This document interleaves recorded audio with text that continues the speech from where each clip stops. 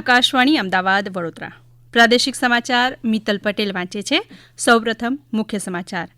પરીક્ષા પે ચર્ચા કાર્યક્રમમાં પ્રધાનમંત્રી નરેન્દ્ર મોદીએ વિદ્યાર્થીઓને આહારથી વ્યવહાર અને વિચાર સુધીનો ગુરુમંત્ર આપ્યો.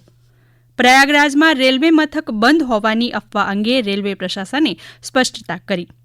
કેન્દ્રીય આરોગ્ય મંત્રી જેપી નડ્ડાએ હાથીપગા રોગને નાબૂદ કરવા સામૂહિક દવા વિતરણ કાર્યક્રમનો શુભારંભ કર્યો.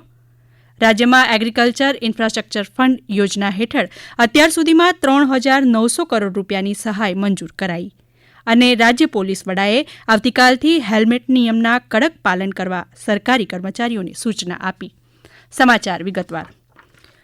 પ્રધાનમંત્રી નરેન્દ્ર મોદીએ વ્યક્તિના સર્વાંગી વિકાસના માધ્યમ તરીકે શિક્ષણના મહત્વ પર ભાર મૂક્યો હતો. શ્રી મોદીએ આજે યોજાયેલા પરીક્ષા પે ચર્ચા કાર્યક્રમમાં ધોરણ 10 અને 12ના વિદ્યાર્થીઓને બોર્ડની પરીક્ષાના તણાવથી દૂર રહેવા અંગે માર્ગદર્શન આપ્યું હતું.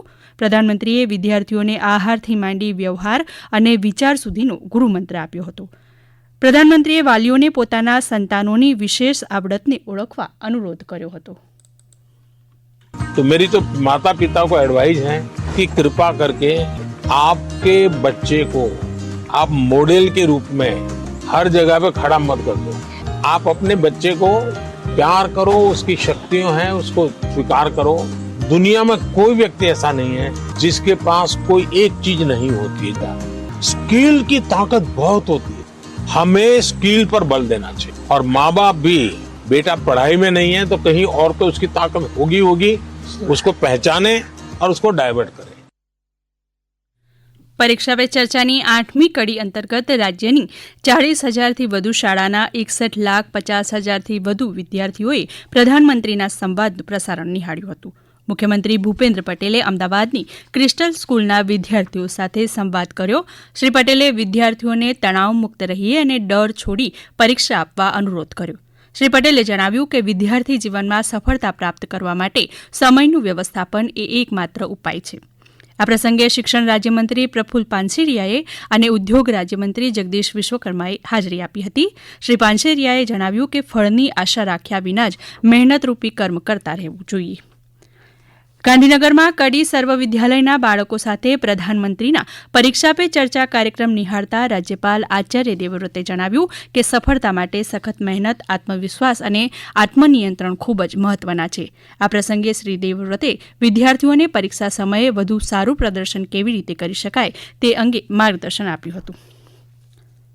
પ્રયાગરાજમાં રેલવે મથક બંધ હોવા અંગે રેલવે પ્રશાસને સ્પષ્ટતા કરી છે. પ્રયાગરાજમાં રેલવે મથક બંધ હોવાની અફવાને સ્પષ્ટતા આપતા અમદાવાદ વિભાગીય રેલવે મેનેજર સુધીર કુમારે જણાવ્યું હતું કે પ્રયાગરાજમાં તમામ રેલવે મથક કાર્યરત છે. તેમણે ઉમેર્યું કે છેલ્લા 24 કલાકમાં 12,50,000 લોકોએ મુસાફરી કરી છે. ગઈકાલે પ્રયાગરાજથી આશરે 330 ट्रेनों संचालन कराયું છે. जो 8 स्टेशन प्रयाग में हैं जिससे कि महाकुंभ के लिए यात्रियों का जाने आने की व्यवस्था है. 8वां स्टेशन न सिर्फ निर्बाध रूप से चल रहे हैं बल्कि अभूतपूर्व एफिशिएंसी और अभूतपूर्व नंबर ऑफ ट्रेन वहां से चल रही है. जो महाकुंभ स्पेशल हम लोगों ने बनाई थी 150 से ज्यादा रेक उसकी सर्विस में है. सभी डिवीजन से इंक्लूडिंग अहमदाबाद डिवीजन विशेष ट्रेनें भी चल रही हैं और उनमें डिब्बों की संख्या भी बढ़ाई गई है. કેન્દ્રીય આરોગ્ય મંત્રી જેપી નડ્ડાએ ગાંધીનગર ખાતે વર્ચ્યુઅલ રીતે હાથીપગા રોગને નાબૂદ કરવા માટેના સામૂહિક દવા વિતરણ કાર્યક્રમનું લોન્ચિંગ કર્યું. આ કાર્યક્રમ અંતર્ગત રાજ્યના નેત્રંગ, નાંદોદ, ડેડિયાપાડા અને વઘઈ એમ 4 તાલુકાઓમાં અંદાજે 5,46,000 નાગરિકોને સામૂહિક દવા વિતરણ કરાશે. જ્યારે 2 વર્ષથી નાના બાળકો, સગર્ભા મહિલા, અતિશય બીમાર વ્યક્તિ અને પ્રસૂતિના 1 અઠવાડિયા સુધીની ધાત્રી માતાઓને આ દવા ગળાવવામાં આવશે નહીં. આ અભિયાન અંતર્ગત 12 ફેબ્રુઆરી દરમિયાન 776 આંગણવાડી, 748 શાળાઓ અને 13 જેટલી મહાવિદ્યાલયમાં આરોગ્ય કાર્યકરોની 610 ટીમો દ્વારા બાળકોને દવા રૂબરૂમાં ગળાવવામાં આવશે. આ સમાચાર આપ આકાશવાણીના અમદાવાદ વડોદરા કેન્દ્ર પરથી સાંભળી રહ્યા છો. આ સમાચાર આપ અમારી YouTube channel AIR news Gujarat પર પણ સાંભળી શકશો. વધુ સમાચાર માટે અમારી વેબસાઇટ newsonair.gov.in/gujarati અને અમારા એક્સ હેન્ડલ AIR_news_ABAT ને ફોલો કરશો. રાજ્યમાં એગ્રીકલ્ચર ઇન્ફ્રાસ્ટ્રક્ચર ફંડ AIF એટલે કે કૃષિ માળખાકીય સુવિધા ભંડોળ યોજના હેઠળ અત્યાર સુધીમાં 3,500 કૃષિલક્ષી પ્રોજેક્ટ્સ માટે 3,900 કરોડ રૂપિયાની સહાય મંજૂર કરવામાં આવી છે. કૃષિમંત્રી રાઘવજી પટેલે જણાવ્યું, આ ભંડોળ દ્વારા ખેડૂતોને તેમની ઉપજના સંગ્રહ અને પ્રોસેસિંગ માટે સારી સુવિધા અને નવી ટેકનોલોજી મળશે.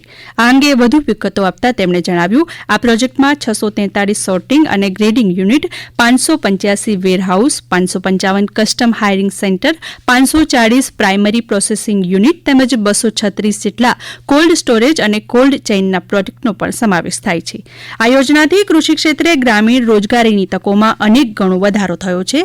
આ યોજનાના સફળ અમલીકરણ અને ઉત્કૃષ્ટ કામગીરીમાં ગુજરાત દેશમાં 5મા ક્રમે આવતા કેન્દ્રીય કૃષિમંત્રી શિવરાજસિંહ ચૌહાણના હસ્તે પુરસ્કાર એનાયત કરાયો હતો.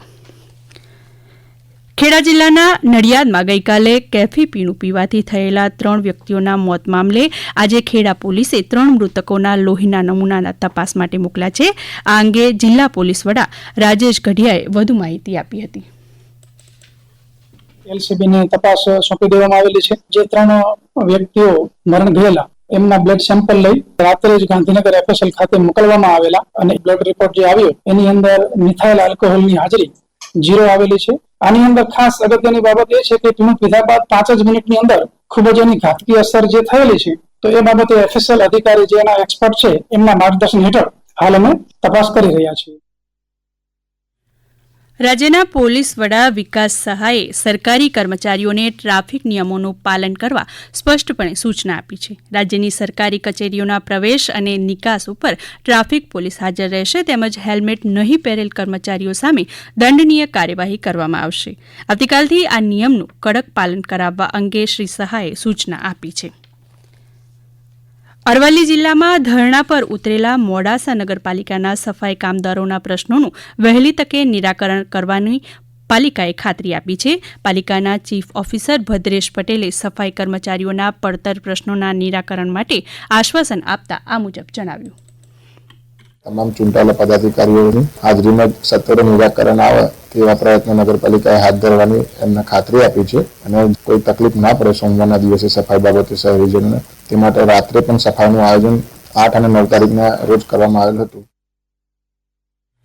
ભુજ સેશન્સ અદાલતે 40 વર્ષ જૂના કેસમાં તત્કાલીન ભુજ જિલ્લા પોલીસ વડા SP કુલદીપ શર્માને 3 માસની કેદની સજા કરી છે. આજે જાહેર કરાયેલા ચુકાદામાં અદાલતે કચ્છના કોંગ્રેસ અગ્રણી ઇબલા શેઠને માર મારી અપમાનિત કરાયાની ફરિયાદમાં કુલદીપ શર્મા અને સાથી કર્મચારી ગિરીશ વસાવડાને દોષિત જાહેર કર્યા હતા. આ કેસના સહ આરોપી PSI બિશ્નોઈ અને BN ચૌહાણ મૃત્યુ પામ્યા છે. કચ્છ જિલ્લાના રાપરમાં આજે વહેલી સવારે ભૂકંપનો આંચકો અનુભવાયો હતો. પશ્ચિમ કચ્છના અમારા સંવાદદાતા હેમાંગ પટની જણાવે છે કે રાપરથી 7 કિલોમીટર દૂર દક્ષિણ પશ્ચિમ દિશામાં 3.1ની તીવ્રતાનો ભૂકંપનો આંચકો અનુભવાયો હતો.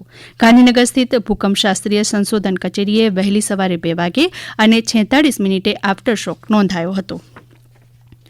અમદાવાદના નરેન્દ્ર મોદી ક્રિકેટ સ્ટેડિયમ ખાતે બુધવારે રમાનારી ભારત અને ઇંગ્લેન્ડ વચ્ચેની એક દિવસીય મેચ અંતર્ગત પોલીસ કમિશનરે એક જાહેરનામું બહાર પાડ્યું છે.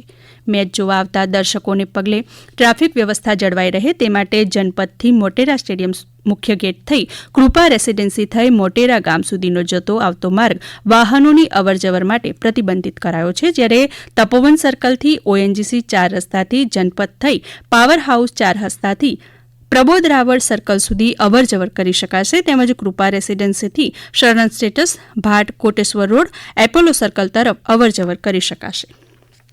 દરમિયાન ક્રિકેટ મેચને કારણે 12 ફેબ્રુઆરીએ મેટ્રો ટ્રેન રાત્રિના 12 વાગ્યા સુધી ચાલશે. 12 ફેબ્રુઆરીએ બુધવારે મોટેરાથી APMC અને થલતેજથી વસ્ત્રાલ સુધી મેટ્રો ટ્રેન દર 8 મિનિટે મળશે. રાત્રે 10થી 12 વાગ્યા સુધીના લંબાયેલ સમય દરમિયાન માત્ર મોટેરા સ્ટેડિયમ અને સાબરમતી મેટ્રો સ્ટેશન પરથી મેટ્રોમાં બેસી શકાશે.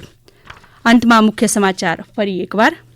પરીક્ષા પે ચર્ચા કાર્યક્રમમાં પ્રધાનમંત્રી નરેન્દ્ર મોદીએ વિદ્યાર્થીઓને આહારથી વ્યવહાર અને વિચાર સુધીનો ગુરુમંત્ર આપ્યો. પ્રયાગરાજમાં રેલવે મથક બંધ હોવાની અફવા અંગે રેલવે પ્રશાસને સ્પષ્ટતા કરી.